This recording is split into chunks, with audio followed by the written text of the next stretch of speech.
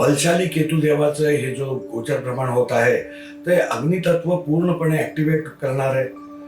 अग्नि तांडव आपल्याला भरपूर मोठ्या प्रमाणावर बघायला मिळणार आहे. याच्यामध्ये आज शार्प वेपन्स, आज पूर्णपणे वेपन हे डिपार्टमेंट मंगळ आणि केतूकडे मुळात येतात, पण केतुदेवाकडे डिस्ट्रक्शनचे वेपन्स प्रामुख्याने येतात. ते याच्यात हे जे काही युद्ध आज बुद्धदेव मार्गी झाल्यामुळे काही टेबल, काही डायलॉग सुरू होतील, पण आता हे जे काही केतुदेवाचं भ्रमण सुरू होणार आहे तर हे डिस्ट्रक्शन कडे जाताना दिसतंय.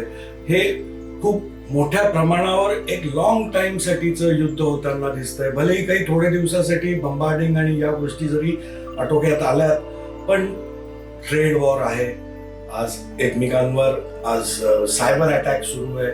तर वेगळ्या वेगळ्या पद्धतीने हा वॉर चालूच राहणार आहे. आणि हा जे काही आता ठिणगी पडलेली आहे हा पुढे वर्ल्ड वॉर मध्ये कन्वर्ट होणारच आहे काही काळासाठी. गुरुदेव पण थोडे दिवसांनी उच्चीचे होणार आहेत.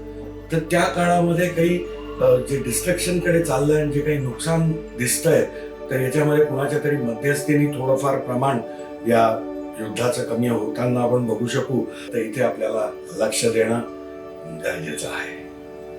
धन्यवाद.